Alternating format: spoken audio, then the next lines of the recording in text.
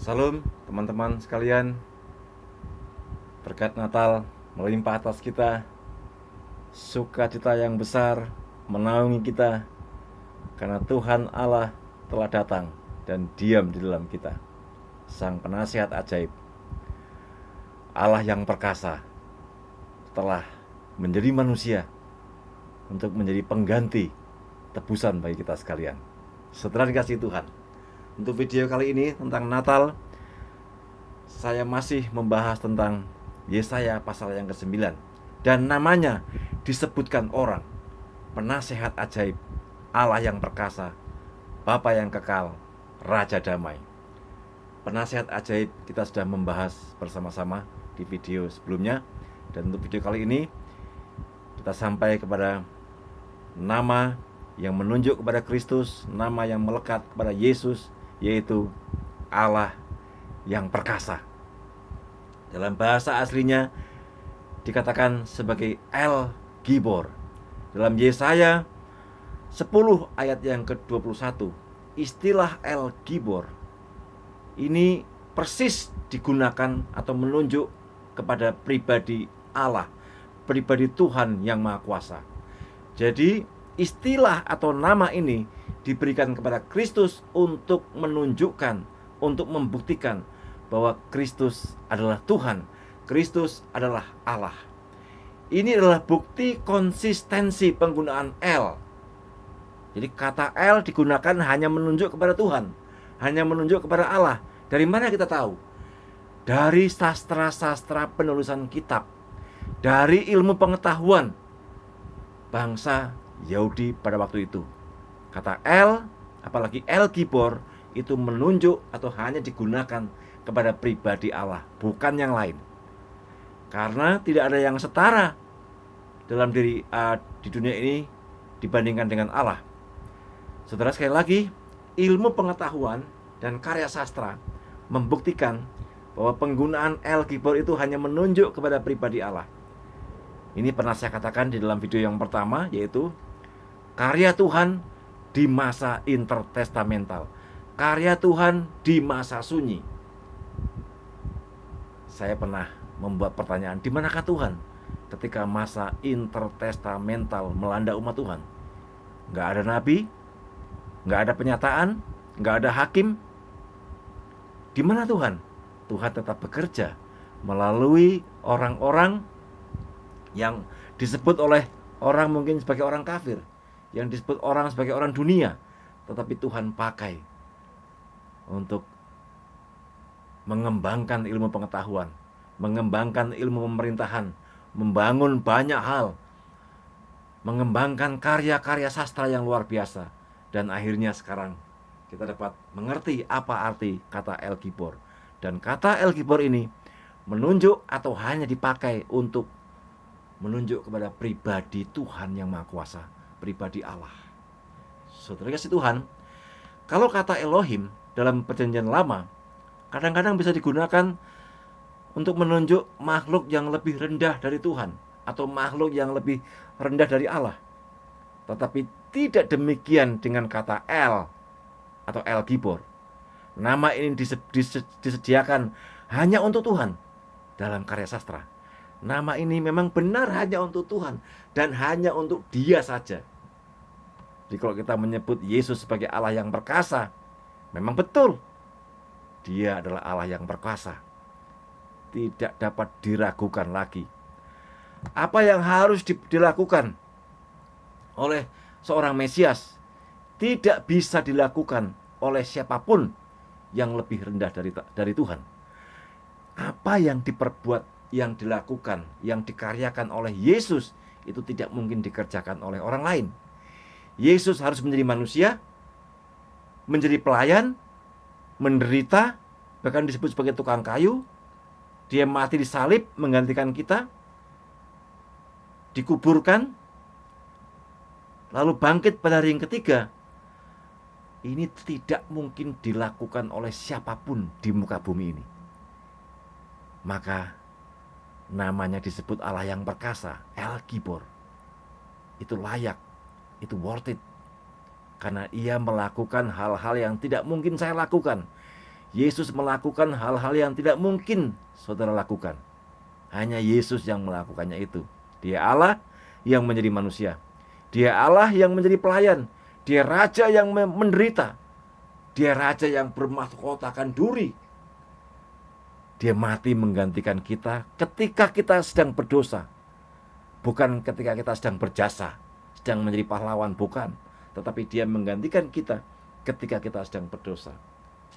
Apalagi yang kita ragukan kalau dia adalah Allah yang perkasa?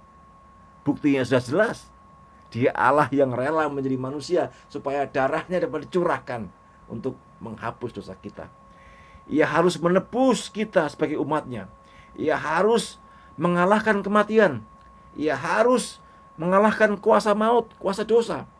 Ia menciptakan baru bagi kita. Ia harus menang atas setan. Yesus harus menjadi korban yang bermanfaat.